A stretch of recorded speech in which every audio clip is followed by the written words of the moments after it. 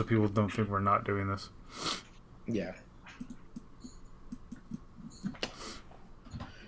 Oh my god, I always forget my password. What's my password? What are you trying to get into?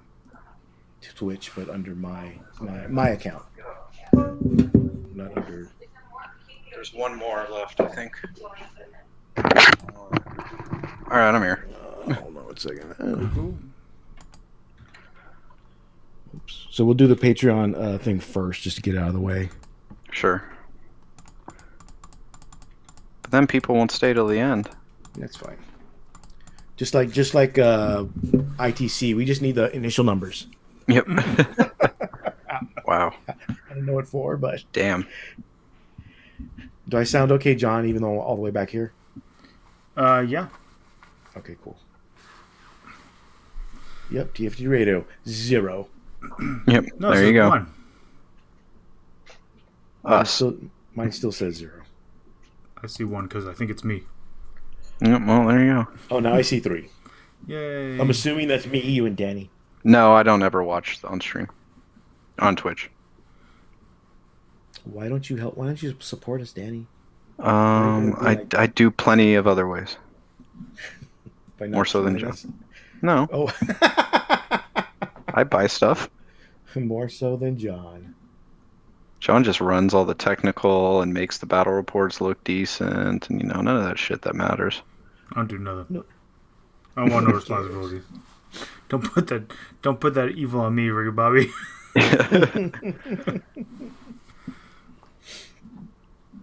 Wow, I'm just here for the Patreon money, and I don't get any of that. Nope. Hey, when you start paying the taxes on it, you can have it. What's up, Ish? I think we're at the point where it doesn't cover everything right now because of the Squadcast and the the hosting fees, or it's close. Everything's $20. Either way, Adam needs his. I need more. Adam needs his money. I need my cocaine money. Sure, that's what it is.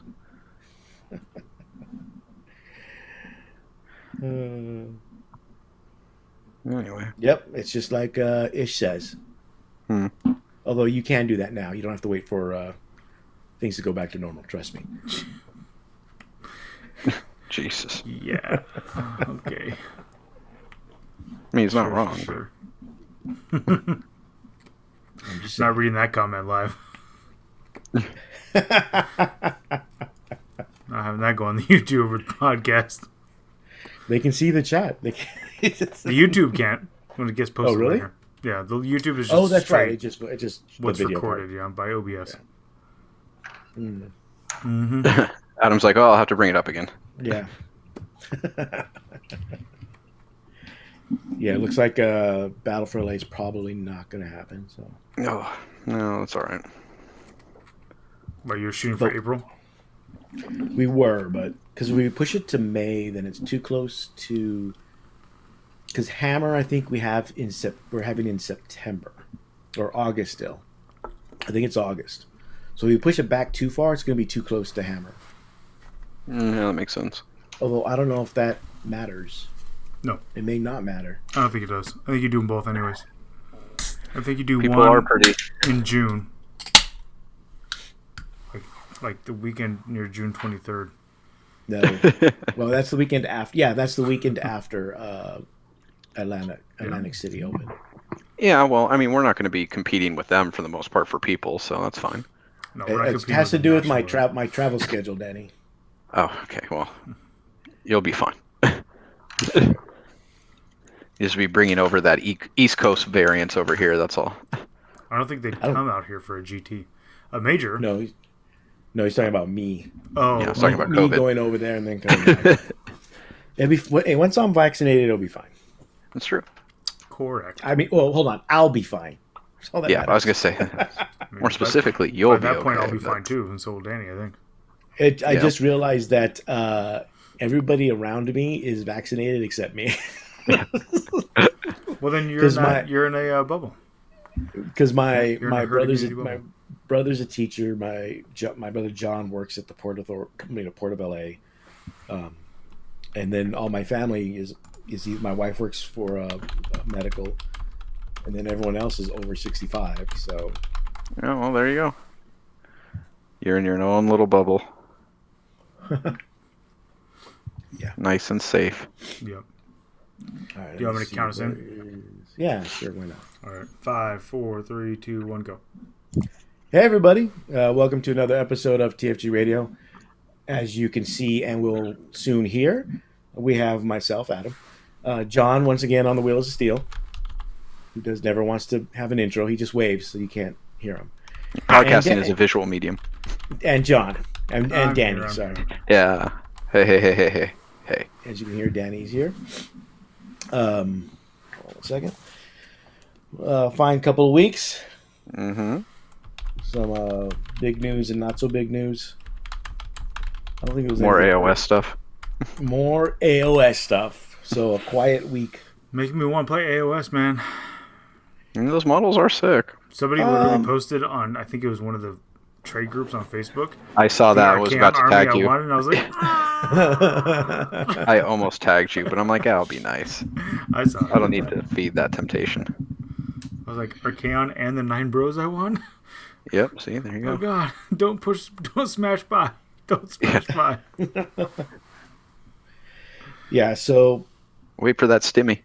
we're gonna, we're gonna get the thing most people want off the bat, Yeah. off the top with my Star Wars Patreon. Rise of Skywalker popcorn tin. Oh, God. It's pretty solid. I use it as my random dice holder. I mean, that's Do you play any armies that require that much dice? orcs. No. I used to play You can orcs. I could play orcs now that I need this many dice. But So why we do actually that have to yourself? 2 prizes. The first prize we'll give away, and these prizes were provided by Gameology Pasadena. Don't forget to go to their website, gameologygames.com.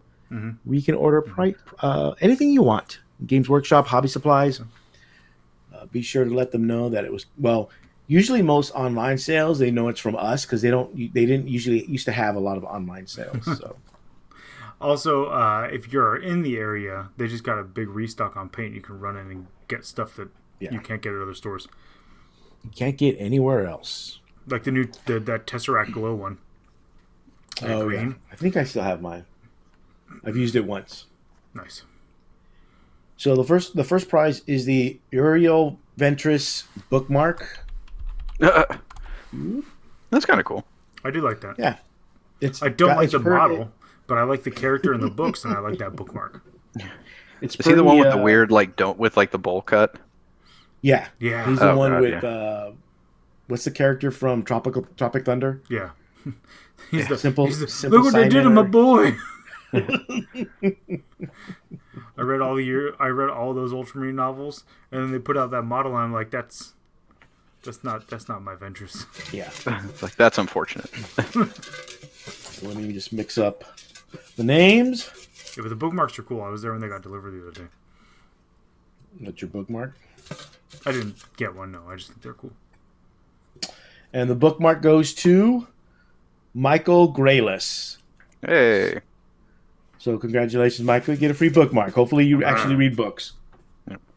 So you can use it. If he's one of our listeners and one of our Patreons, I assure you he is a man of taste and wealth. So, It must be wealth if he contributes to the Patreon. And I'm sure he reads too, since we were always talking about books.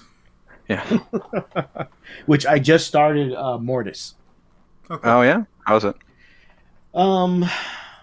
It's a little slow going, but I'm only like in the first fifth of it because it's 500 pages long. When does that come out of my Audible? Probably not for another 6 months because I have the limited edition one. It drives me nuts. Because I have to complete my collect. I have to complete. I'm locked in. I have to complete the collection whether I want to or not at this point. Uh-oh. See, I Some only cost listen- fallacy has struck again. I only listen to those audiobooks while I'm painting and stuff. Because there's other books that I read actively that I don't want to listen to on Audible. Oh, Right. okay. I just finished the 3rd book in the 3 Mind Body Problem series. Yeah. Right, I saw that. How'd you like it? It was good. I did not enjoy it as much as the first 2, but it was Doesn't still, quite stick the landing. It doesn't.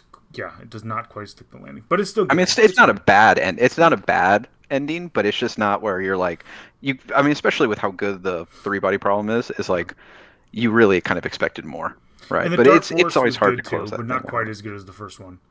Yeah, I think maybe I was wondering if is the issue that we are an American audience reading something written by somebody from China. Like, is there like a different literary archetype for trilogies and stories?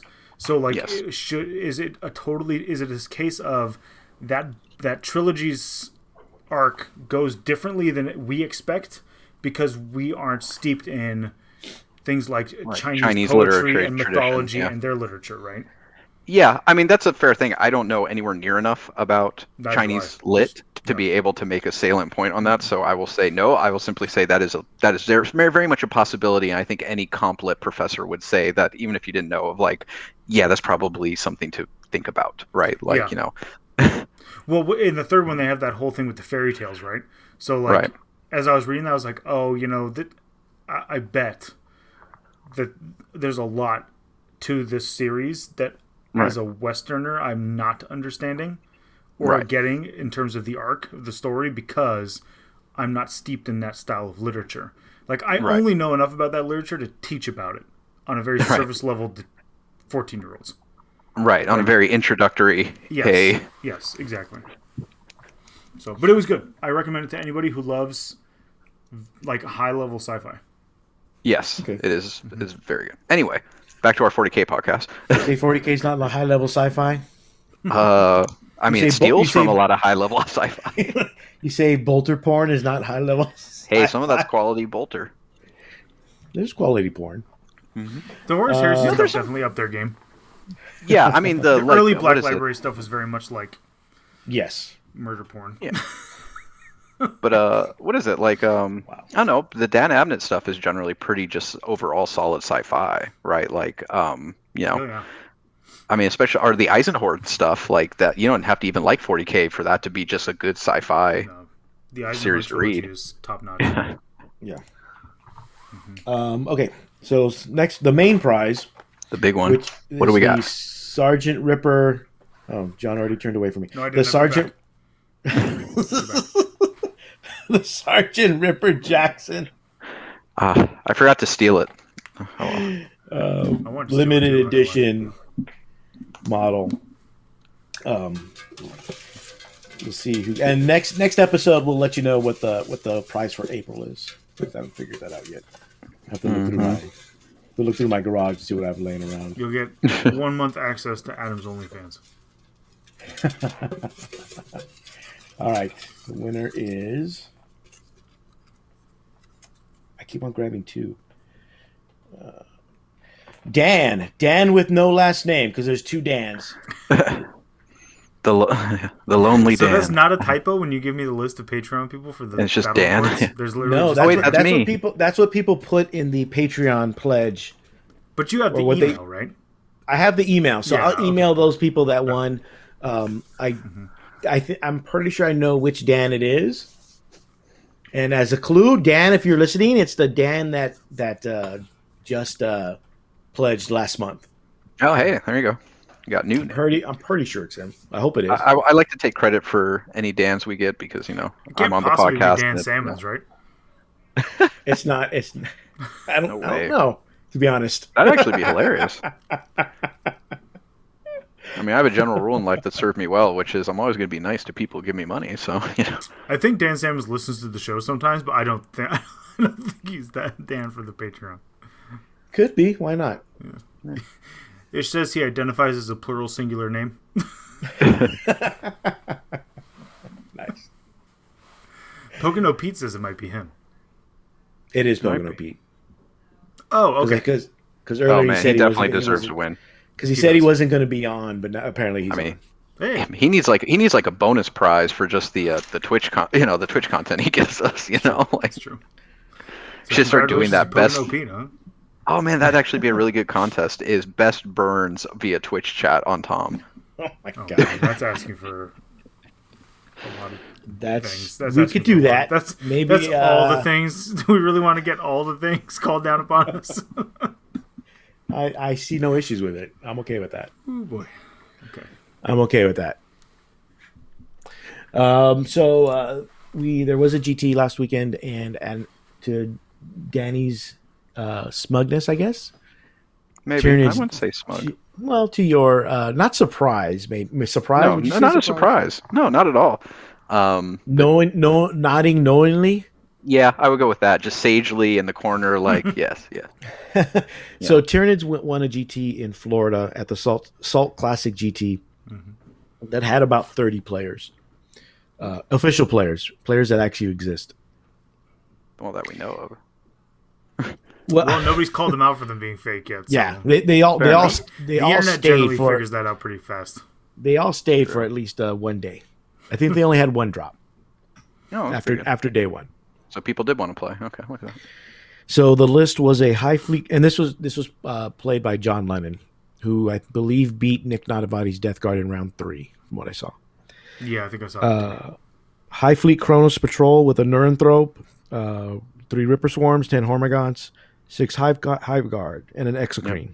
Yep, standard.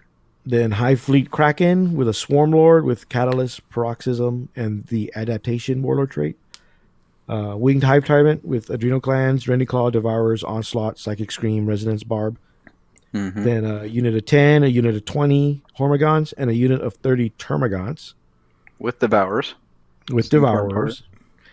A Lictor, and 2 Dimacarons, one of them with Accelerated Digestion. 2 what now? I think Danny, who at least on our show and on the Frontline website has talked about him. Just a few times. There might be a video about him or somewhere, floating around somewhere. Are those the units you took in that battle report where you wrecked Tom and he rage quit? Where I beat Grey Knights out of him. I just beat the Grey Knight out of him. Are you literally here on the video on our YouTube? Tom's having the Grey Knights beaten out of him? I mean, kind of.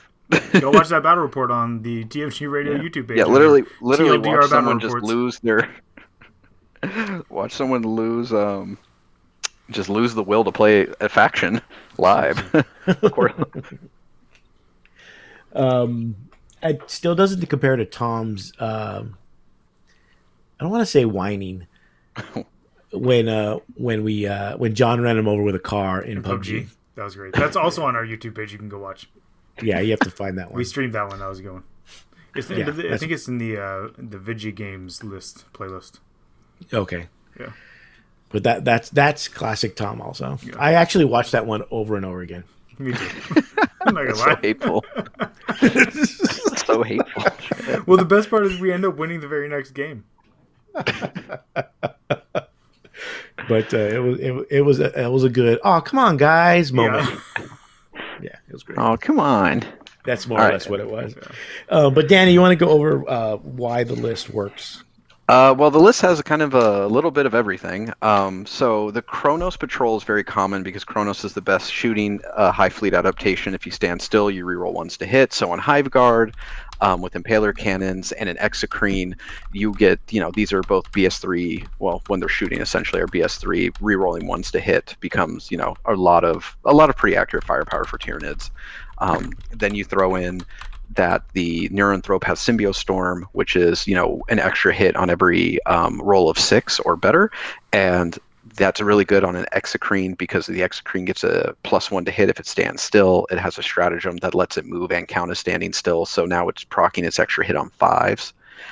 You can boost the damage with the strat to damage 3s, and it's already AP 3, so it's strength 7. So it's really good at chewing through Primaris bodies and light vehicles.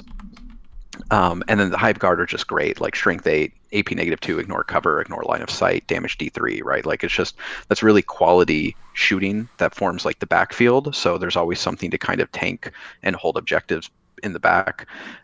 Ripper Swarms are great for just deep striking in, getting you whatever the new behind enemy lines is, or things like that. Engage in all fronts. Same with the Lictor. Yeah. Lictors are good just because they can do that, and they can also, they're infantry, so they can do actions if you need to, right? For whatever mission you want to do. And then the Kraken battalion is just pure speed. I mean, with Swarmlord and Demacarons and with Kraken, it is very much possible to get both of them to charge on turn 1 if you go first, because one moves up, it moves 12. Kraken will move it, or Swarmlord will move it again for 24 inches. The other one can advance, and then you use the Kraken strat to double the advance roll, and Kraken rolls 3d6 drop the 2 lowest for advances, so you're probably getting 10 inches of extra movement on that. Then you cast the power onslaught that lets you advance and charge, so that other Demacaron that advanced is now suddenly going about 22 inches and can charge, while the other one went 24 inches and can charge. So first turn, you've got these 2 really mean melee beat sticks that also ignore terrain. They ignore other models when they move, so they basically are just fucking jumping over everything. Get into combat, and they have a 5+ invul save naturally. If they kill something with their little spy mon ability, which is basically a strength test to a unit near it, and if they fail and you eat a model with it, they get the 5+ feel no pain for the rest of the game. So yeah, 18 wounds. One model? With their special ability, which is a really convoluted, basically at the end of their fighting, not the fight phase, they're fighting. You choose a model that is in engagement range. They roll a strength test. If they don't beat your strength of 7, they take d6 mortal wounds. If any of those if as the result of those mortal wounds kills a model in the unit, then the Demacaron gets their 5+ feel no pain for the rest of the game. So you're going to get that often. Against infantry, yeah. I mean, against Toms, and when I played against Tom, like, I got it on one of them because it fucking murdered a paladin that way, right? Actually, I think it murdered several paladins on it.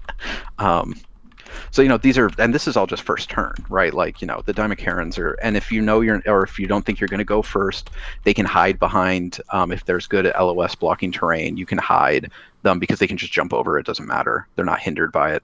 And then you've got the Flyrant for, basically to be kind of a roving gunboat, and also psychic shenanigans and, just various secondaries. And they're still relatively hardy to kill. T7, 4+ invul, right? Not easy meat by any stretch of the imagination. And then you've got, Hormagaunts are very fast, especially in Kraken, so they can get up to the board, get to the middle of the board, start taking those objectives. They're OPSEC, because Tyranids, you're fearless. So, people really have to dedicate to to wiping them out to the man, right? Which can be hard, especially if you're a good player like Lennon is, where you can put some of them visible to some units and some of them visible to the other, where it really becomes like, oh, if this unit opens up into me, I'm going to kill all the ones that are visible to this other unit that could shoot them, and now they're alive because they're fearless and there's 4 of them left, right? And I'm still controlling this objective. And then, and it's just, and then, even in endgame, it's like, cool, I killed the Demacarons, awesome, like, I can still come through this. There's the shooting base that's raining death on you, helping control the middle of the board, and then you still got Swarmlord to fight, and Swarmlord's not a chump, right? He's still a huge threat. So if he's in my experience, if my Swarmlord's alive on turn 3, I'm probably winning the game. Yeah. Right, like, because it's just, he's going to go do work. I've had him in more of the games than I can count start my deployment zone in long deployments and end up in my opponent's deployment zone by the end of the game. Yeah. Right, just Pac-Manning his way through important units. So it's just a really good list. It has a lot of threat. It has a lot of threat from various angles that are hard to predict. Huge first turn pressure, which is important because, with the shooting base, it's like, well, just get to them and turn them off. It's like, well, it's kind of hard when you got these 2 giant beat sticks just breathing down your neck, that are also, again, pretty resilient for what they are, and will murder almost anything. I mean, just the average character can only fail 1 save before they die to one of those claws, right? Like, and they have 6 attacks. So how close was his list to your 3 Demacaron list that you played in the battle report with Tom? His is more balanced because he takes the Flyrant, and I can see the math behind the Flyrant. I think it's still too expensive for what it is. So, really, I cut the Flyrant and some other stuff for the 3rd Demacaron. I take a Barbed Hierodule over an Exocrine, which again is more expensive, but it shoots a little more. And it's just harder to shift. It's harder to kill. So I never have to worry about going into the range matchup of, oh crap, I'm probably going to lose my big shooting beastie. Because it's like, no, if you can actually kill that at range, you didn't touch my Demacarons, which, cool. that's fine with me. And also, if anything actually does get into my backfield, a Barb Hero duel will absolutely murder most things. It's only got like 4 attacks, but they're still they're still D3 plus 3 damage, right? Yeah. Like they're still doing work. And then he also takes Devil Gaunts, which I don't. But I could see why, because they're 30 OBSEC bodies, could easily be fearless, but they put out 90 shots, or if you spend 2 CP, 180 shots at Shrink 4, right? So it's just, if you go against a Horde matchup or just a lot of bodies, they can just lawnmower through shit. And if you reserve them out and you hold them until like turn 3, they show up on like the side of the board that maybe you guys aren't scrumming on too much, that they only put like a little bit to defend because you're fighting somewhere else, and all of a sudden it's like, crap, here's this unit that shoots pretty well and is also OBSEC. Awesome. Right. And so his list is a little more take all comers, a little more agile than mine, because I think mine has definitely some really bad matchups because it's just really stacks the beef. And John Lennon's an amazing player, so I totally see why it works. I think the general idea either way works. 2 Diamond Karens might end up being better overall because it just gives you more points to have more things. Yeah. But I don't know. I still really like my 3 Diamond Karen list. I think it can do something very similar to what his list is doing, with a little more overpowering threat, which Tom saw, especially against smaller elite armies. Like, it's just those Diamond Karens do work. You just ripped through his infantry, and it's like it was no business. Yeah, I mean the Diamond Karens really only struggle against things that actually have like a 3+ invul or a 4+ invul, and even then, if I get lucky on the spa mine, I can end up still doing 6 mortal wounds, right? And that changes the tenor of that fight pretty quickly. Right. And then Did he have the same number of high guard as you? I don't yeah, know. 6. 6, yeah. That's pretty much the sweet standard spot, right, for high guard. Yeah, because you want good, the full 9 6. Is too many. Yeah, because the problem is you can't take them in one unit, and where Hive Guard get their most value, because they're 270 points, they're actually the most expensive thing in the list. You can spend 2 CP to have them shoot twice because they're infantry. Yeah. Right, so single mine annihilation. So with 6, it's like, yeah, you're paying 270, but you're getting 2 shooting activations. Yeah, because when you shoot things twice, it just doubles the value. Yeah, exactly. And if you take like another unit, because I've seen people be like, oh, I take 12 Hive Guard. I'm like, cool. So you're paying almost 600 points for basically 1 more shooting activation out of that unit. That's just not enough. Not to mention, you want to be able, I think it's always important to put the adaptive physiology on them so they ignore AP 1 and 2, because they hide out of line of sight. So, anything with indirect fire, there's very few things that can actually hurt them if they ignore AP 1 or 2. And they have 3 wounds, they're T5 with a 4+ save, so they're pretty fucking resilient, especially if, again, they ignore AP 1 or 2. Yeah. Which, in the in the I hide behind stuff and shoot you game, they tend to win. Yeah, they're pretty gross. I do not like setting down my army and seeing 6 Hive Guard. Yeah, no, they're really great. So, I mean, I think his list is solid. It's a very strong list, and again, it really points to, because I get in discussion every now and then, and to bring up the great Jeff Robinson. He was a diehard Tyranid player, and he would always say the problem with Tyranids is not Tyranids. The problem with Tyranids is Tyranid players, right? Like, the vast majority of Tyranid players are more casual or more fluffy. We like the bugs. We like, it's like, it's cool. It's like Starship Troopers. And Tyranids are, for the last several editions, have always been a finesse army. It's about model placement. It's about board control. It's about really, kind of knowing your many, many tricks, especially the movement tricks, because that's where Tyranids dominate, is the movement phase. And that's the hardest thing for players to grasp, to do well competitively. And so most competitive players don't play Tyranids because they're not an easy, they don't have that kind of list advantage that a lot of other high-end lists do. And, so there's just not really a lot of diehard, I will play Tyranids competitively until the day I die. Yeah. And that's just why you don't see them winning events, because, again, it's mostly the players. Yeah, and I don't think Tyranids are an army that top-tier players can jump to easily. I think there's a lot of barriers to entry to being able to jump to it easily. One is model count. Yeah, you need a lot of models. There's literally no way to fudge it. Like, if you're like a Space Marine player, you could fudge any of the factions. Yeah. You can't do that with Tyranids. You can't just fudge it and say like, well, okay, well, I have the models, right? Right. In 7th and 8th, you could ally things much easier, right? Yeah. So it was easier to jump into I'll run half or a third of this faction and 2/3 of half of another faction. That's the hotness, right? Yeah. So that was a barrier in entry too. You ran NIDs, and you needed the NIDs, and so there's a barrier in entry on that. So hopping over to them is more difficult. Plus, they don't play like other armies.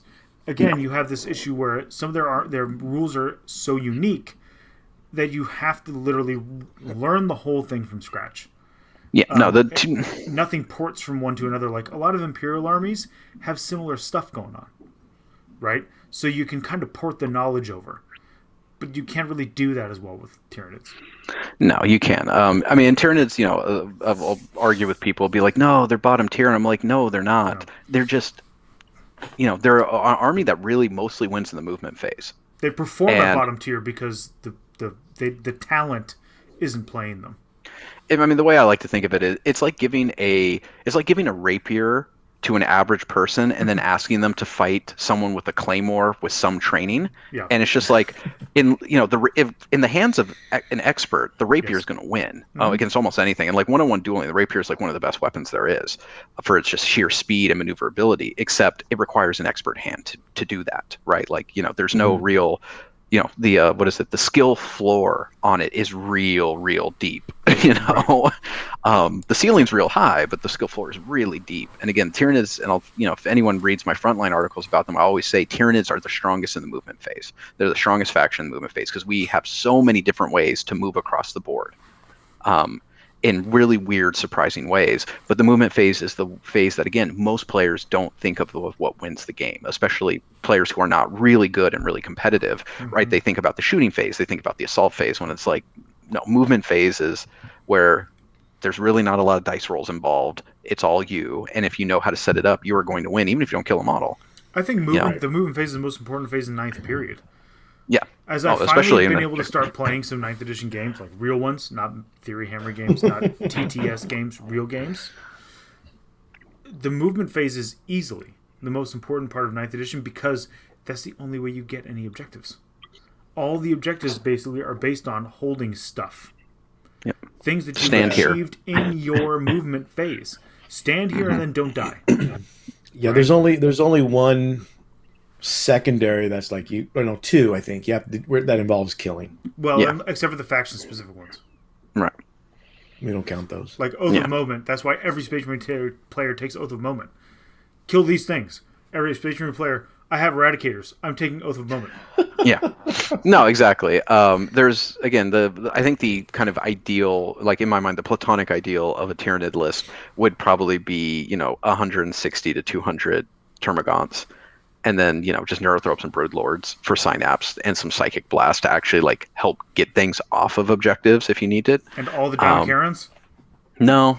I mean, I like Lennon's list. I think it's very good. I'm sure if I had lots of reps with it the way he did, I could probably pilot it pretty well. I like my 3 Dema list because it's a little more straightforward.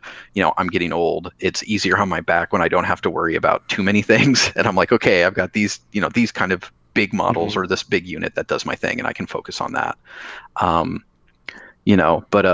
It's nice to see Tyranids do well because, again, I don't post a lot on the Tyranid groups just because it's usually not worth engaging. But it's one of those things I see constantly people being people on Facebook. Surely, sir, you jest. Yeah, Danny's throwing down the gauntlet tonight. Yeah, it's just not it's just people either again, most of the people on that, and there's some really awesome painters, there's some really awesome there's just some great people there, but when it comes to the competitive stuff, it's usually the same voices of they're bad or here's my YouTube video showing you how to win with Tyranids, which is kind of usually really basic advice that isn't going to win you a tournament, right? And from guys who don't win tournaments, right? Like.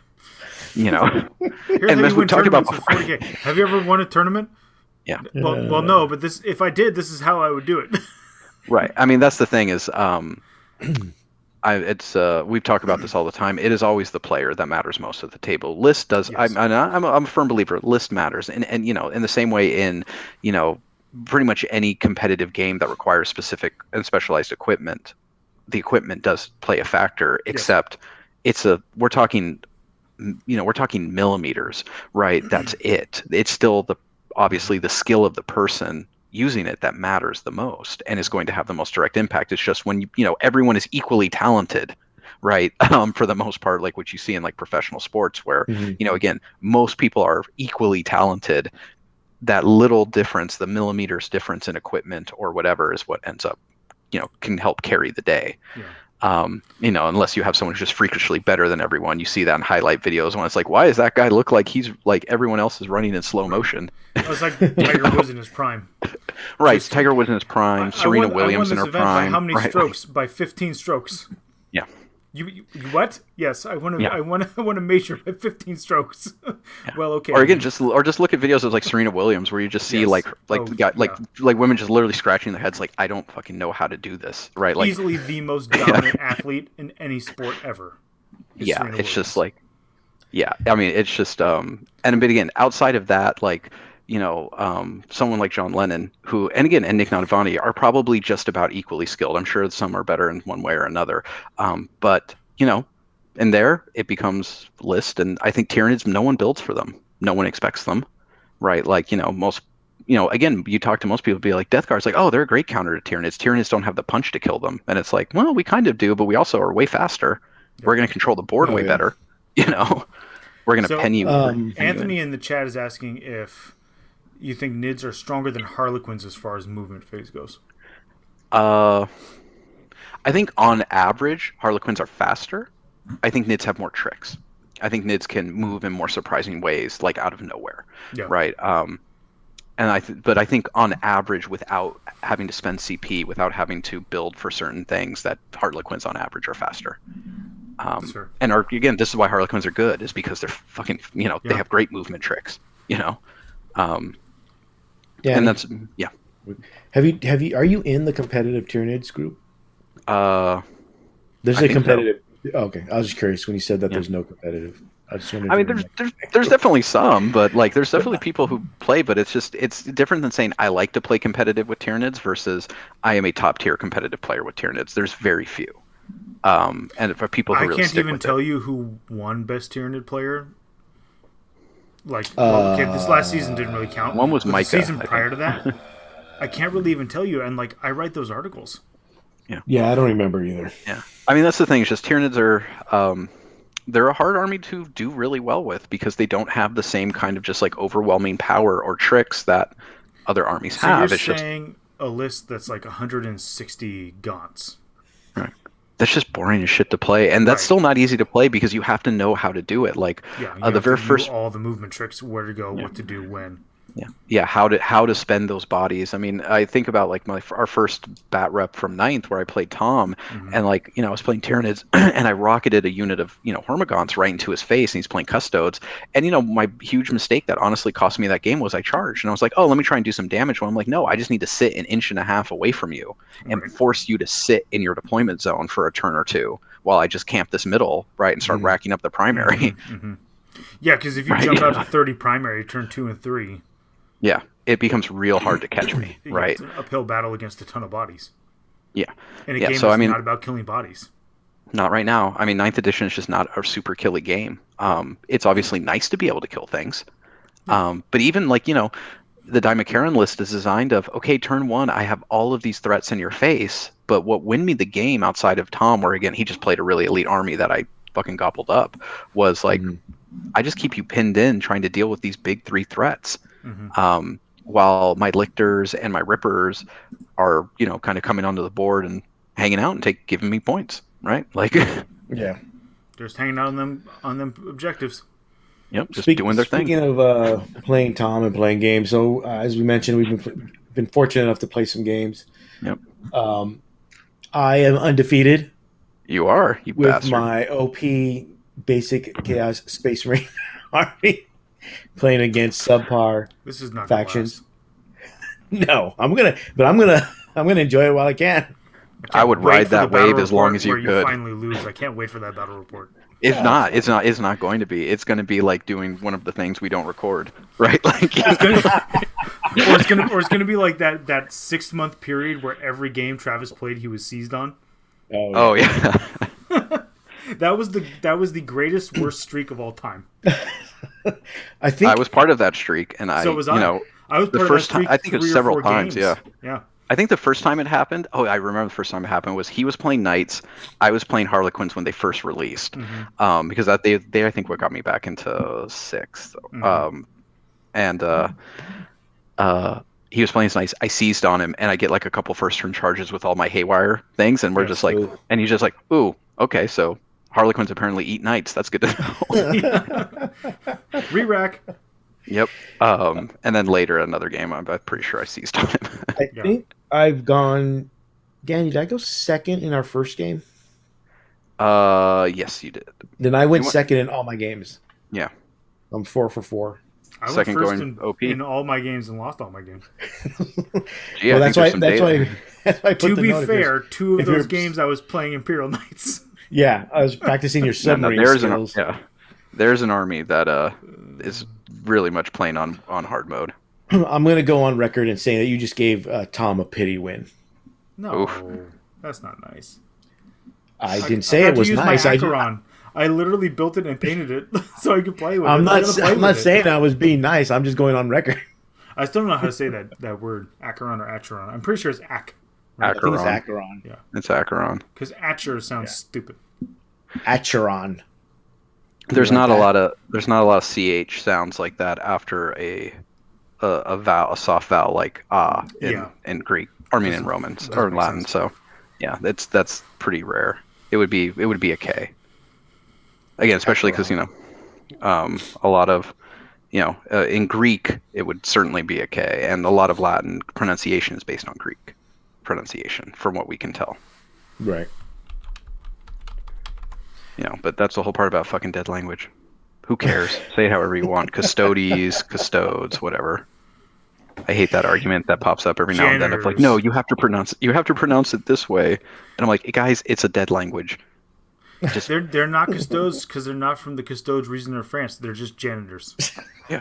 Otherwise, they're just sparkling golden janitors. Remember, folks, you can reach Salty John at. You can at the Salty John Facebook page any time of day, bro. Just don't send a private message because I don't read those. Oh my god! Yeah, so it's the list I've taken. It's either Black Legion or Iron Warriors. I haven't really decided which one to go with, although I think I'm leaning towards Iron Warriors. I like, especially after playing you, Danny, this last time. Being able to heal your vehicles back to full health is pretty cool. Yeah. Those Contemptors with Volkite are good. I just don't care. Like, I understand that there's people who have issues with them, is like with their power, but like it's too much. It's a lot. And then the Soul Burner Petards. Yeah, that's the one with all those mortal wounds. That's crazy too. The combo of those are good. I know what you're talking about, John. They're perfectly balanced. Fair and balanced. I don't think they're imbalanced. I do not think it's imbalanced. I do not think it's a broken army. Do I think it's something people probably will be caught unaware of? Yes, but that's your own damn problem. Yeah, I mean, it's... because, one, you don't see Chaos Space Marine Army. And when you do, they're not running Contemptors with Volkites and Soul Burner Petards on Decimators. They might run the Soul Burners, the Decimators, but not the Contemptors. Right. So far they've been the basically my best unit. They're the core of the army. That stays the same no matter what. I think I may just go three Decimators and 2 Contemptors though, instead of the other way around. No, I like the other way around. But you want to talk about a good submarining army, Adam. Showing up to an event with a Chaos Space Marine army that's actually decent and nobody knows it. They could do some damage. I think I don't know because I do the Decimators because if I go Iron Warriors, his Warlord trait gives me bonus hits on 6s to hit. Right, that's pretty good. So bonus mortal wounds, especially against the janitors, your knights, things like that. Sparkling janitors. Death Guard. The Dimacharons. Yep. There's several Dimachron memes. Did you see? I have one on our rotation. I no. You need to send them to me. It's not even mine. I got it off Grimdank. It's not mine. Oh wow! I didn't even make it. Tyranids are coming up in the world. Yeah, they made top 4 memes in Grimdank. I mean. Oh wow. So the list is, and we'll see how it goes. I think I'm gonna go Iron Warriors because. And the one time I played with you, John, was I had the summoning because I don't care about Black Legion's chapter trait because it's just +1 leadership and I can shoot rapid fire weapons as assault weapons. So I don't care if I lose my chapter trait by summoning in demons. With Iron Warriors, however, I kind of want to keep the no benefit of cover. I don't think the summoning thing was good anyways. Like, is Abaddon amazing? Sure, but is he worth not having the Iron Warriors chapter trait? I don't think so. Yeah, the cover thing's good. The bonuses to hit with especially if it's multiple decimators with the soul burners trait, with the soul burners is pretty good. That's pretty devastating. You spike once or twice. In 9th edition, anything that'll help you survive longer is money. Yeah, because I also have a strat that changes your AP by 1, reduces your AP by 1. That's real good. Mm-hmm. For Iron Warrior. Iron Warriors has the only problem I have, although I didn't have it the last time I played Danny, is when I go against Tyranids or GSE to some extent, unless they take a lot of vehicles, and what's the other army? Tau. Right, with no vehicles to shoot at. Neither of those armies have vehicles. I mean, right now. I mean, you have Devilfish with Tau, but the battle suits, the Riptide's not a vehicle; it's a battle suit. So I can't use a lot of the strats with against Tau. You got to play the game against. Tyranids. You got to play it against Jeff and see what happens with his Tau. With his Tau. Did I beat Tom with? No, it wasn't Iron Warriors. It was Imperial Guard. My list, since we talked about not killing. The list is built around basically two secondaries that I always take, which is engage on all fronts and deploy scramblers. Mm-hmm. And then the third one depends on who I'm fighting against. And thank you for subscribing, Zentix. Hey. Oh, thanks, FN. Welcome to Tyranid Talk. Apparently it's Tyranid Chaos Talk today. The once a year Tyranid Talk. Hey, I don't get my moment. I need to seize it. All right. I need to seize the initiative. I'm currently checking for how many gaunts I can get cheap on eBay. I could use more, honestly. I think I've only got like 80 of each. Could use more. Yeah, so that's the list just revolves. And then there's also I included a rapier with heavy bolters just because it's cheap and it's a lot of shots.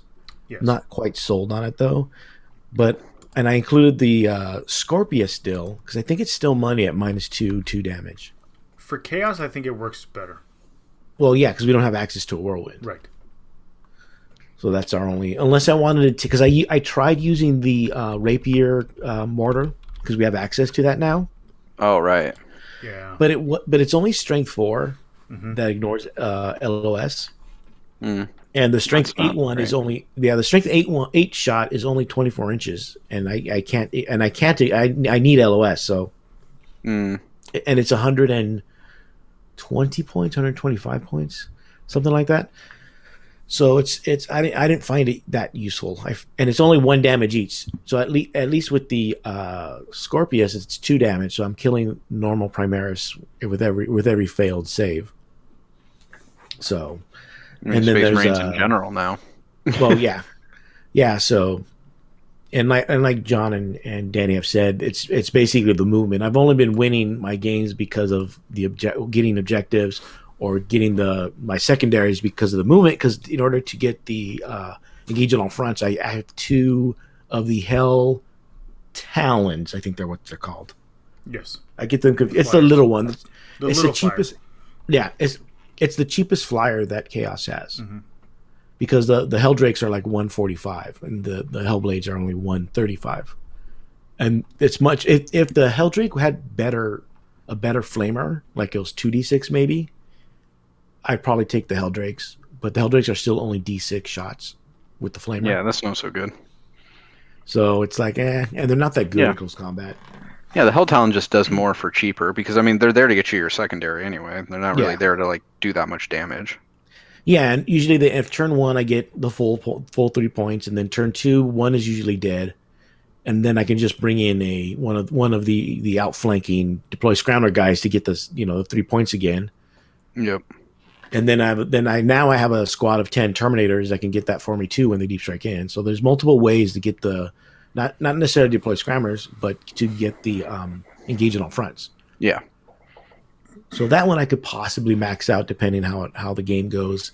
And deploy scramblers I've always gotten every game so far for the 10 points. So, and then the third I think in our last game was closer than it was before, and I still don't know if because we did what a lot of War Machines players do, and what a lot of the better 40K players do, where we only play up to turn 3 and then kind of talk out the rest of the game. Yeah, and re-rack. And kind of re-rack when we have time. But when we got to the talking out part, I think you probably could have pulled it out still.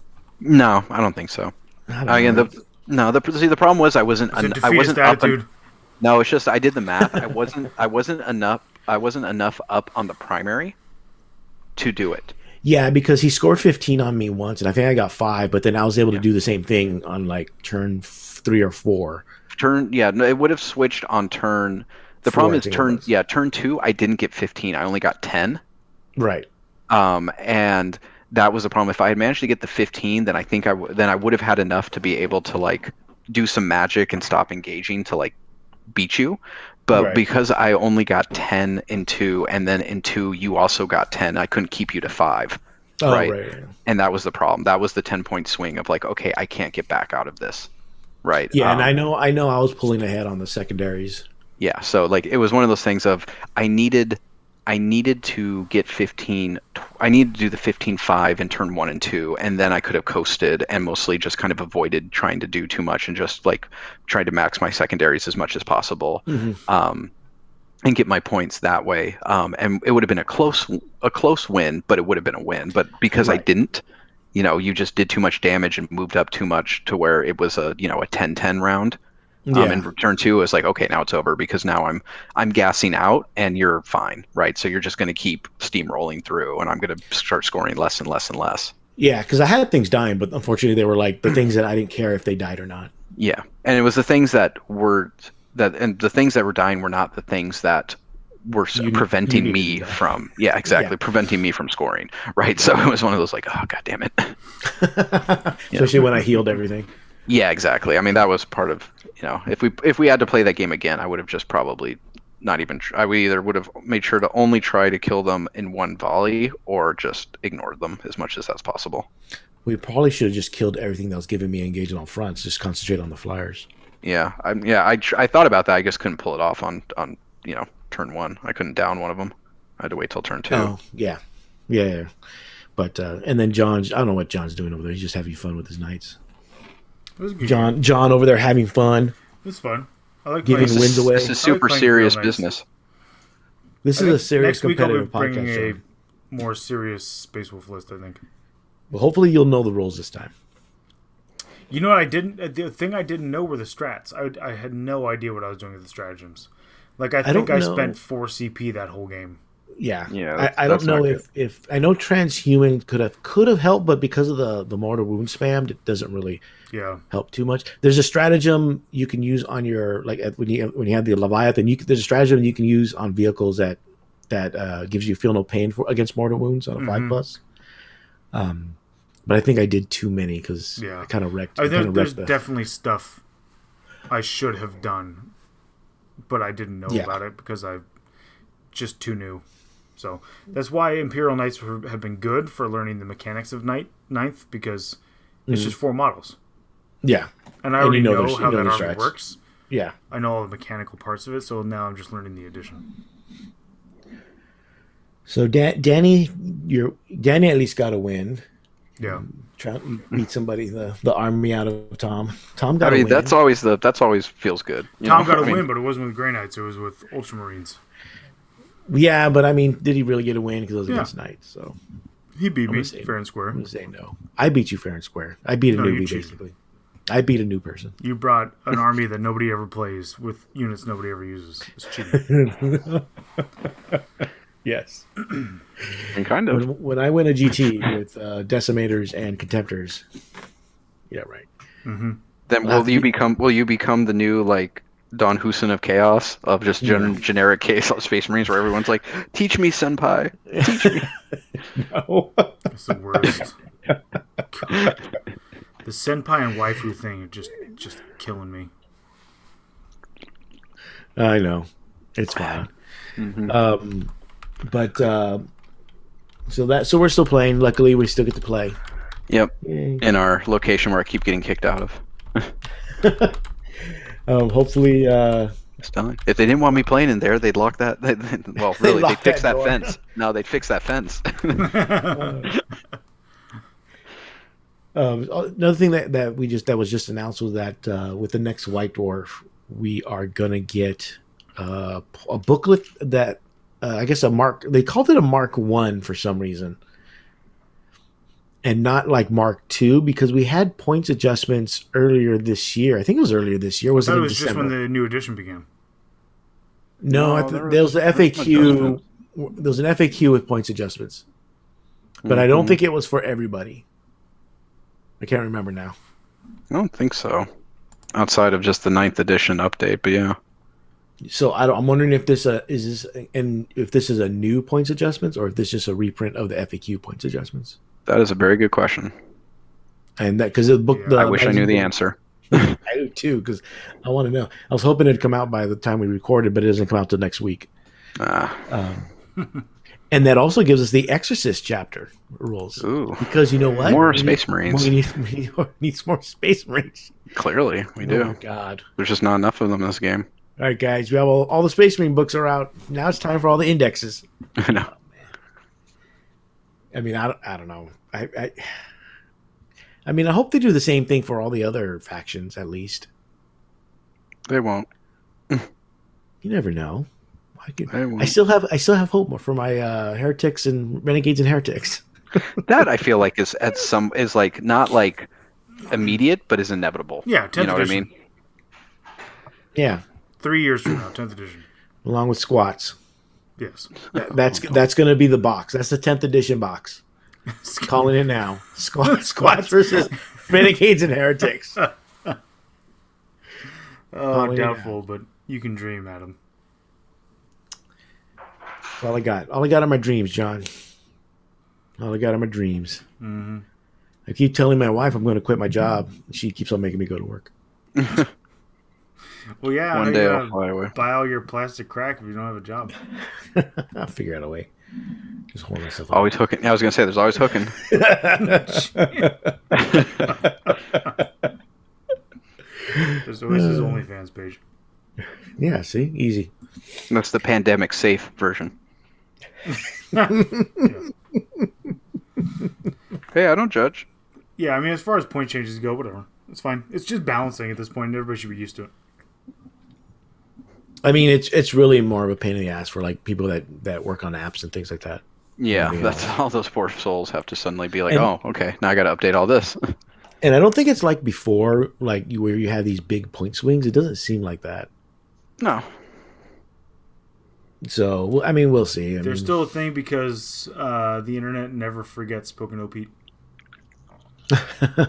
Ever. Yeah. So, you know what I'm going to say? It. I don't think the internet should forget. I'm not convinced the internet should exist. Oh, I'm still in camp of the internet is a net negative for humanity. Really? I think it was a net positive until Facebook. I'll even be okay with MySpace. You were fine with MySpace. MySpace. Hey, MySpace taught you how to code. I sort of. I actually wanted those sick beats on it. I missed that boat. I missed the MySpace boat. I was never part of MySpace because you weren't a cool kid. No, according to my daughter, you didn't drink Surge and have the chain wallet like that meme. Oh, God. No, I did not. Because that was what 96. I was in that meme and I did not enjoy that at all. Yeah, 96. My daughter was 1 year old. I will fully admit to drinking Surge. Yeah, man, Surge is the best. I would love for them to bring back Surge. No, what I want them to bring back is and this was early aughts was what is it? Mountain Dew. I think it was Code Red. It was like the cherry Mountain Dew. Code Red. It's Code Red. Yeah, and Livewire. And that was the even harder one to find with the orange one, and that shit was great. I drank so much of that shit. You were three in 1996? Fuck off. Get the hell out of this. God damn it. 96, I was 23 and my daughter was 1. You were 23? Yeah. I was in 6th grade. Yeah, thanks. What, 96? Yeah. You were 7th grade, right? No, I think I'm a year ahead of you in school, besides the age. Because 96... so you're a year ahead in age and then 2 years ahead in school. Yeah. Because in 96, let's see. I graduated 8th grade in 98. Yeah, I was in 7th grade. Or no, I was in 8th grade or something like that. Yeah, I don't know. I can't do math. I hate it. Not right now. Sure. Not today. So, not like this. Not like this. I use that meme way too much sometimes in my head. Yeah. I don't know how many times where I'm just like, not like this. Yeah. When the hell is this question? And where's it from? What question? The question you have on the show notes. Oh, I you know what? Show notes? Apparently. The advent of the GW app, I've been thinking about this because of basically Battlescribe. So we have a policy for LVO anyway, that Battlescribe does not count as a codex. Mm-hmm. If we ask you to show us your codex, you don't tell us, oh, it's on my Battlescribe. Right. That doesn't count. You need the physical codex. Those aren't your rules. They're not official rules. So I'm wondering with the GW app, if it ever gets to a point, which it will, as the more they work on it, when it gets to the point where it's more or less good to go. It's more or less good. Well, I don't want to say more or less like Battlescribe, where it's more or less stable, I guess. I don't know. I don't know how to put it. But where there's not as many bugs, or they're not as bad as they were or currently are, depending on your opinion. But do you think it would be feasible for a tournament to like mandate that you have to have the GW app, especially to upload a list? Sure, why not? It's mandated that we use BCP at LVO, and it never works. It's fair. I don't see the issue with requiring an app that actually works to be used. Danny, you agree? I'm assuming. I mean, fair, I guess. I mean, clearly, big tournaments have used an app that's not known for its, performance in the big show. So happens to everybody at a certain age. Exactly. I mean, I feel like it would be fine if each tournament had. I'm not there yet. If each tournament had a way to provide access to people who maybe didn't have the app, right? Or didn't want to buy it. Or didn't want to buy it, right? So it's like, okay, if you can't do it, you can, there's stations where you can basically do it on a system there that they have that they can import on their own, right? There was that one year. Was it the year we had, John, where they had the tablet, the BCP with the tablets at the table. Mm-hmm. I mean, if you had something like that, I guess you could do it. Yeah, I think so. Use it. But I think. I mean, I personally would prefer that app over Battlescribe only because it's an official app from the company that puts out the game. Yes. I think that's important. And if it gets to the point where it is properly updated correctly, then great. I mean, well, to be honest, from what I use it a lot when I'm making lists, and there's some issues, but to me, it's almost like quality of life issues. Right. In that there are certain, like, I see a lot of Blood Angels relics and Warlord traits, even though you're looking at my Chaos list. And there's also some user interface like complaints, but I think a lot of that is also just because of the other bugs. People aren't willing to put the time in to get used to the user interface, so they complain about it. Right. I think a lot of people just quit, as soon as there's an issue, instead of reporting the issue and trying it out some more.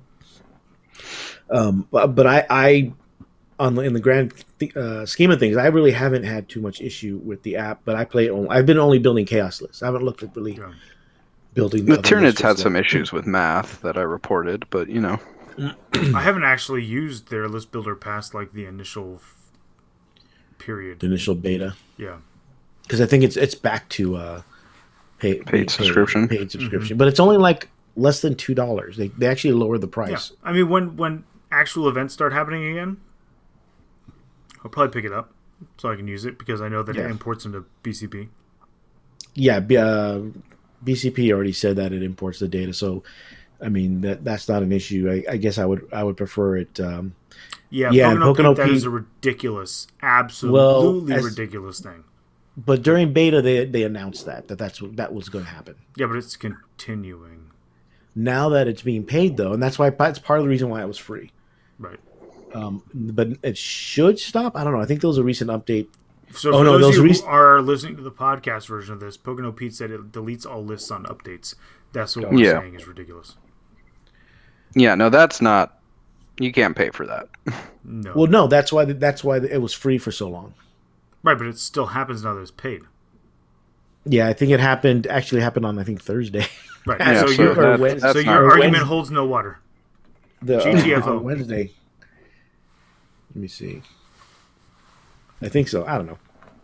I'm always building lists on it, so I never notice anyway. But, yeah, especially once they get past 50 first dates when you get those updates. Nice. That was a good reference. Good job. So once they get that fixed or they're aware of it and they know it's a thing because of what their development. So they know that. Oh no, my list is still there. Okay. So once they get that stabilized, where your lists actually stay. The only thing I wish it did have was because at first they didn't have a duplicate unit list, but they added that. Mm-hmm. I wish they had a duplicate roster list, kind of like how. Oh yeah. That's always helpful. Well, how the Battlescribe app has Battlescribe on your desktop doesn't let you duplicate lists. It doesn't let you duplicate lists or units. It lets you duplicate lists because on the Battlescribe app you can duplicate your list, your roster. Yeah, you can't do that on the desktop version. Really, that's weird. As far as I can tell, I've tried looking. I find that odd that there's a functionality the desktop doesn't have, but the app does have. Like I always think of it like it'd be the other way around. I mean, if there is, I wasn't able to find it. So hopefully someone can tell me. Okay. But I wish the Battleforge on GW's Battleforge was able to do that. That'd make things a lot easier. But I mean, I don't mind it. It's so far so good for me. But again, I'm only building one list for one codex. I'm not doing like 10 different lists for 10 different codexes. So that's fair.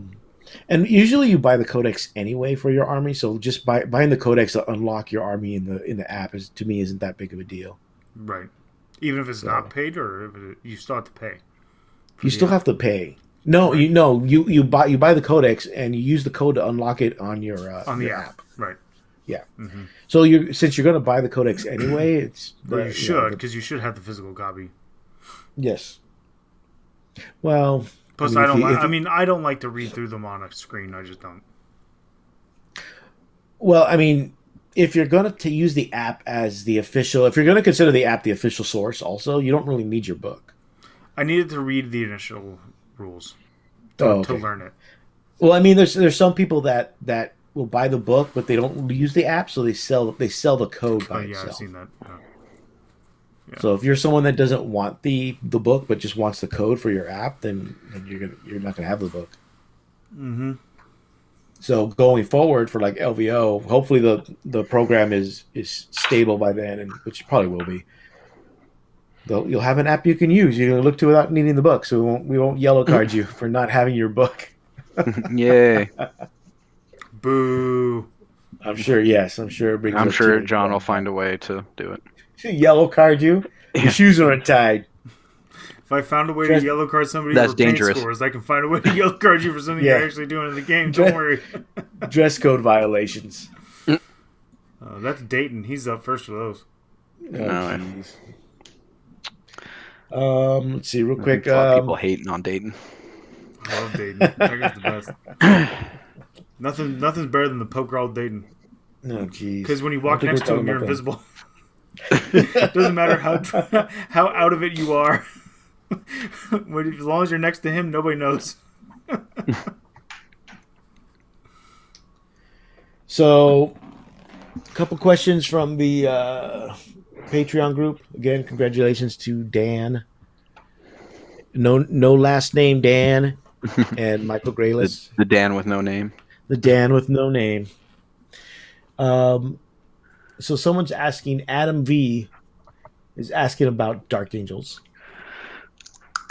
I heard they're still good. Yes. Check. Next question.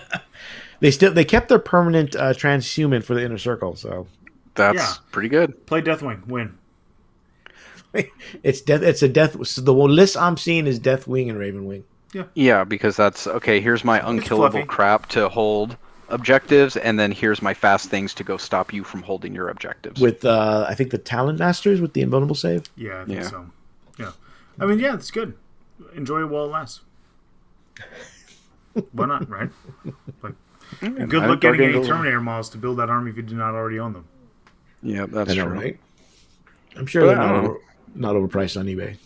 No, not like Thunderwolf Cavalry where the box costs $65 and they're going for $120 on eBay. So if you're a hoarder, now's the time to play that stock market. The time to pay that. I know, right? On a serious note, seriously, Deathwing Ravenwing is good. Yes. If you have the models, play it.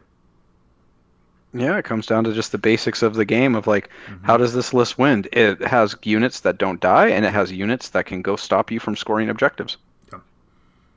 And that's kind of how you win. It's like, cool, I'm on my objectives and I'm not dying, and then you are not scoring your objectives. Right? You don't have to stop all of them. You just have to be like, again, like kind of what happened to me of like, your turn 2, you scored 5 points. You didn't score 10 or 15, you scored 5. Right. Whereas I scored 20. Or I scored 10 or 15 on my primary, and I just got to keep doing that too. It doesn't matter. Yeah, exactly. As long as you're outpacing your opponent on primaries every turn, who cares? And Deathwing, Ravenwing would be really good at that. Yep. That's why I'm taking as many mortal wounds as I can. Yes. That's what you. That's why I'm debating whether I should add Psychers or not, but I don't want to give up Abhor the Witch. Yeah, I mean, not having Psychers lets you also. You don't give up Abhor the Witch, and you can take it. You can take it, more importantly.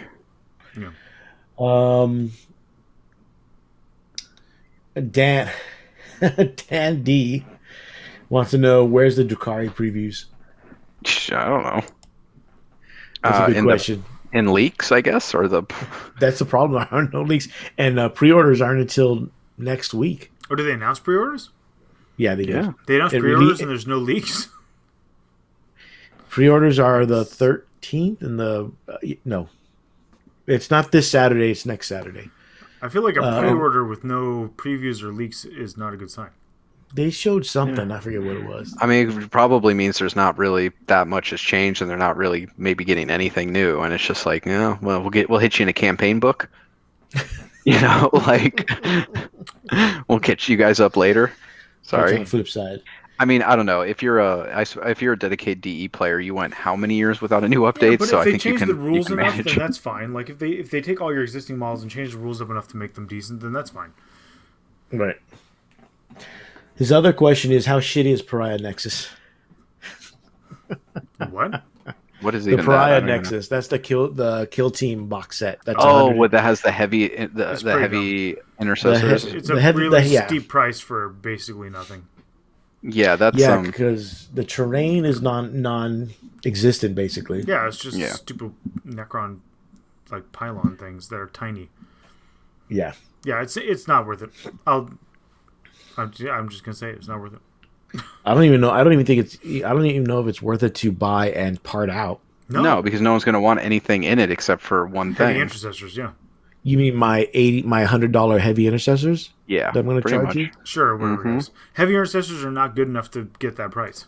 There's plenty of other stuff in the Space Marine books that are good. Yeah, we'll see. I don't know. I'll have to see. I mean, I think heavy intercessors in some builds could be great, but I mean, they're not good enough. You should be spending that much money to get some. That's what I'm saying. It doesn't mean it's not.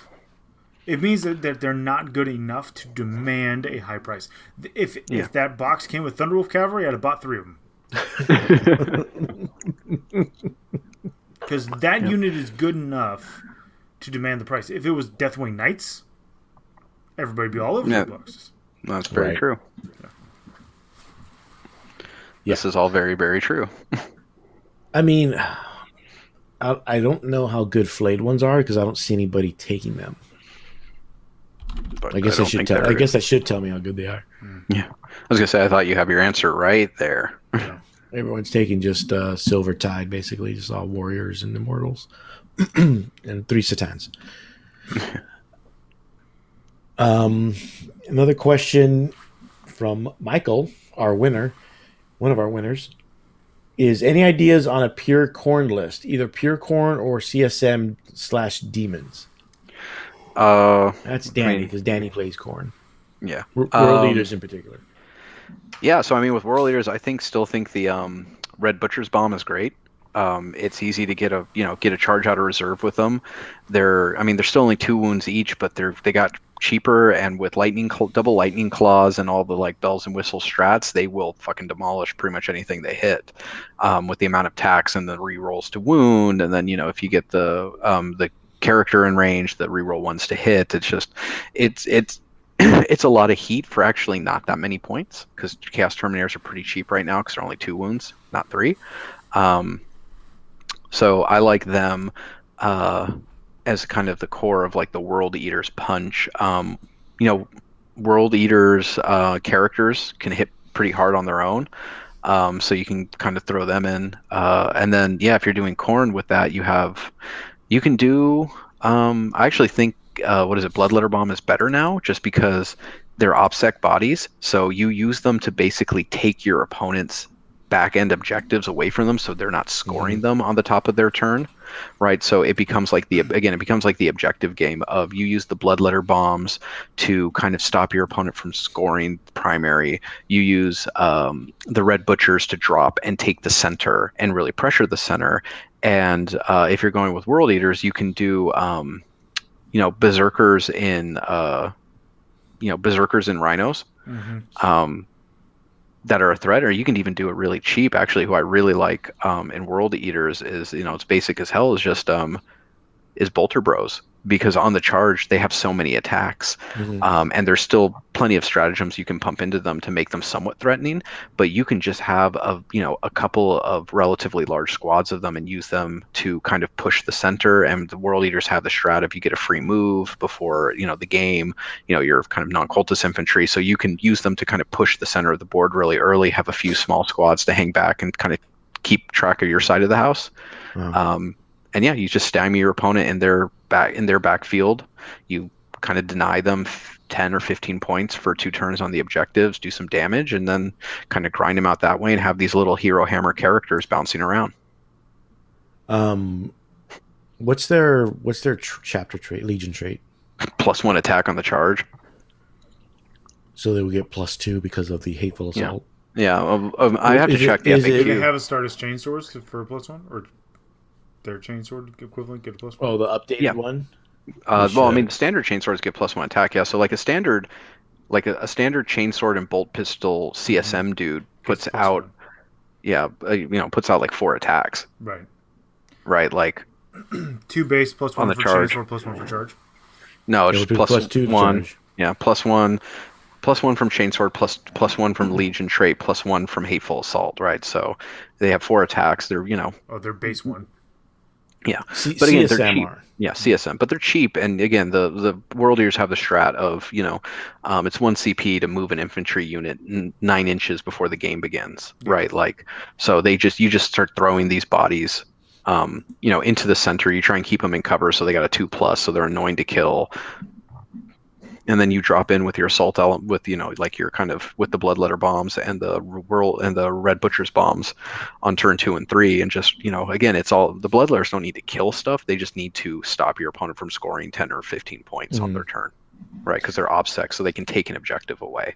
Well, the reason I'm asking is because if you summon or have a demon contingent, you lose your Legion trait.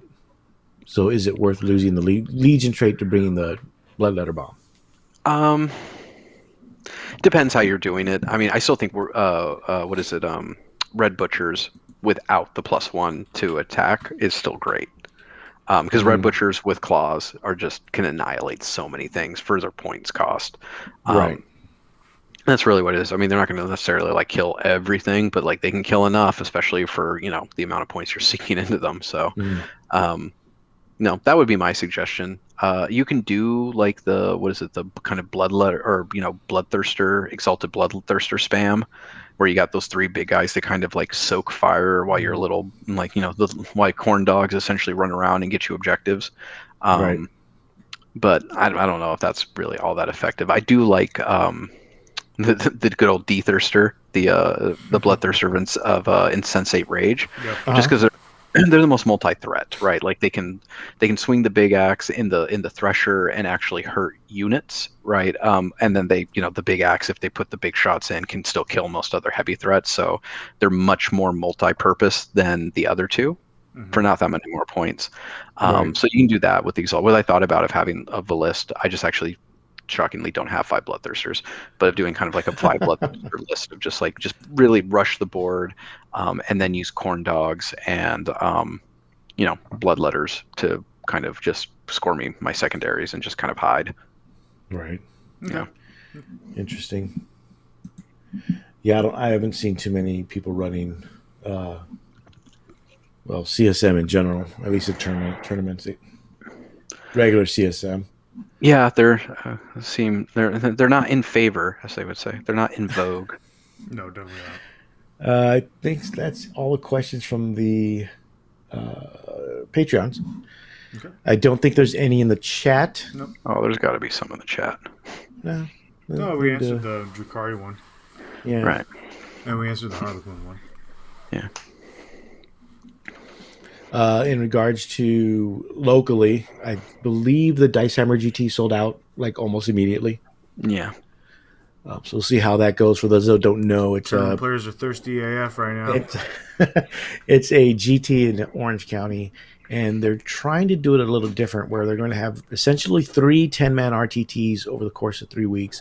The top 2 from each RTT, and the top 2 of the remaining players from all 3 RTTs will move on to play basically a 8-man tournament on the 4th week or the 4th weekend, and that'll determine the winner of the GT.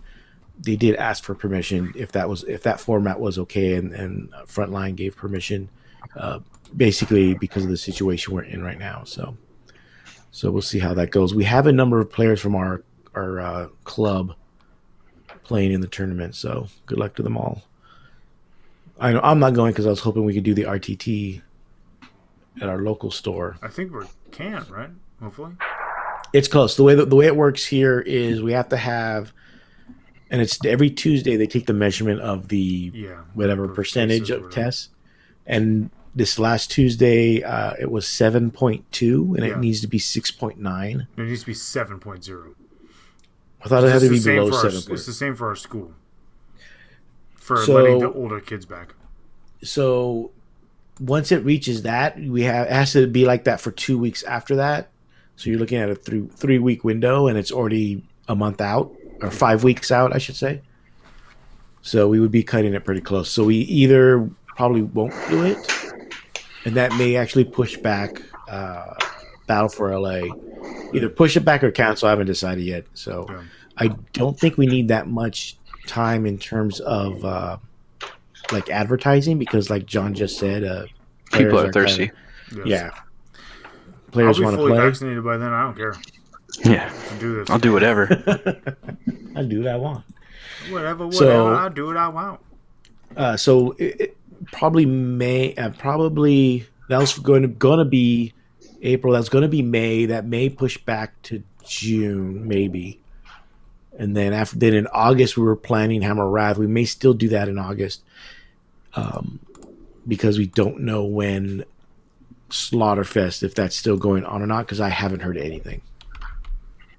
So we'll see what happens there. So we're just gonna play it by ear and see what's allowed in regards to like local health department, things like that, and what people, if people are comfortable or have been vaccinated, then hopefully people come out.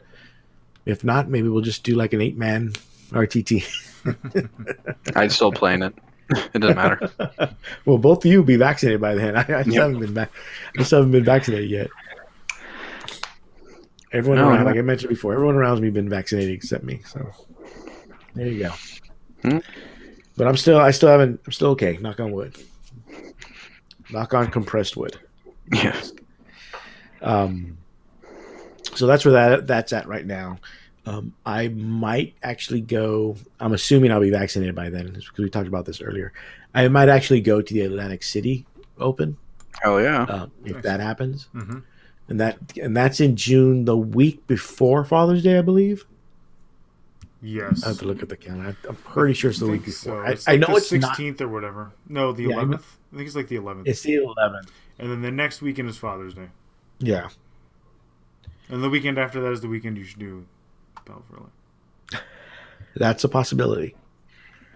And then the month after that, no, 2 months. I would do that because remember, after like July 1st, I'm in the wild for a month or so.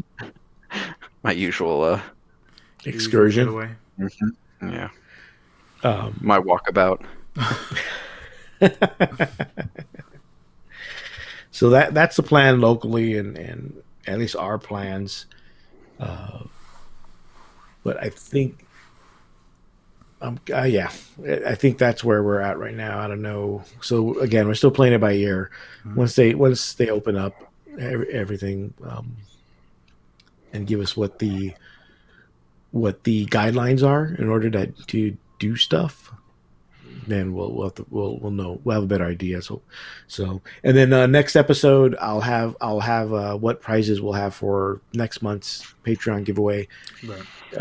Don't forget, in order to get these fabulous prizes, to visit our Patreon page at patreon.com. Just look up TFG Radio, and for as little as $1 or $5, as Dan just got, because I think the model goes for like at least $50 on eBay. I think.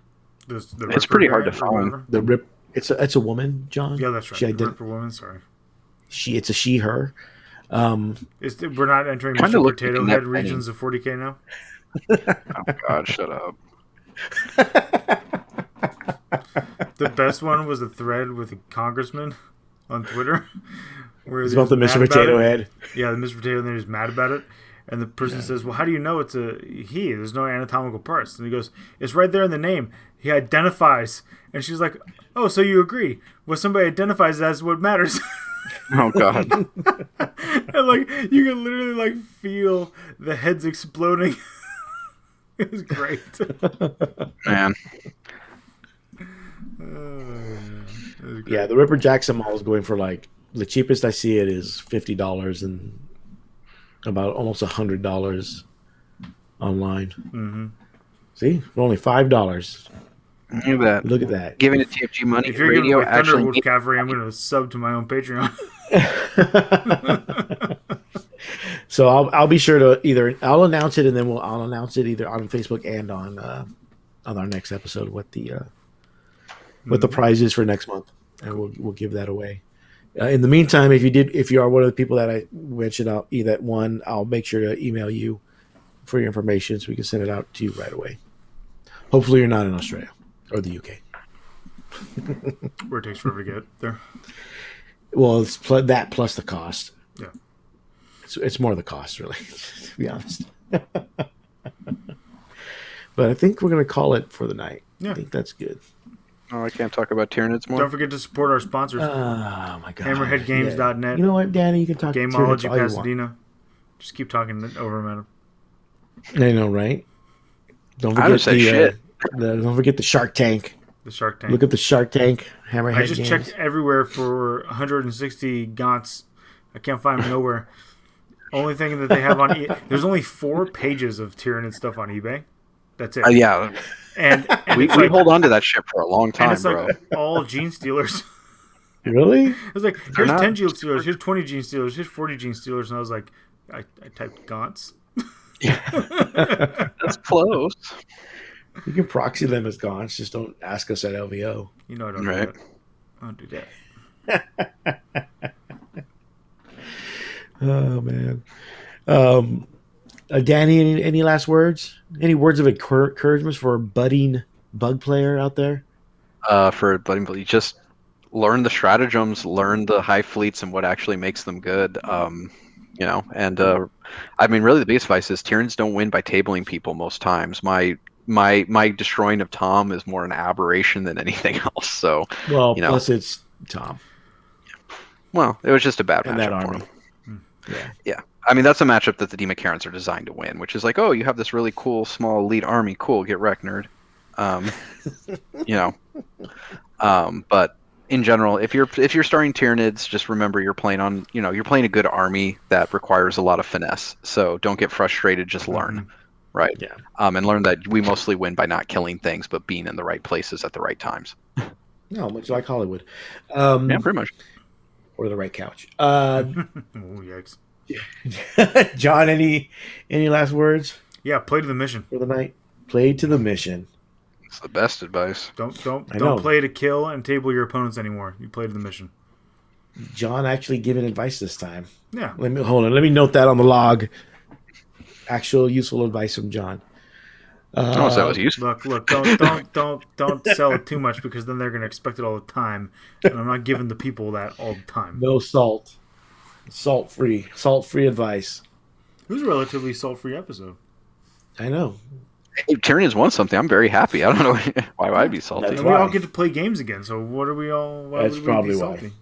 I was going to say, yeah, we're playing, so it probably solves a lot of things. I can think of more than a few people who probably just have a lot more pleasant disposition if they actually got to play fucking games. Yeah, they got to play some games and stay off the internet for a little bit. Oh, shit. Oh, that's a nice inside joke. On that note, good night. Thank you, everybody, for listening. Don't forget to visit our sponsors, hammerheadgames.net, or the Shark Tank on Facebook, and Gameology Games at Pasadena, or GameologyGames.com. Gameology is great. Thank you, everybody, for listening. Have a good night. Good night, and have a pleasant tomorrow. Laters.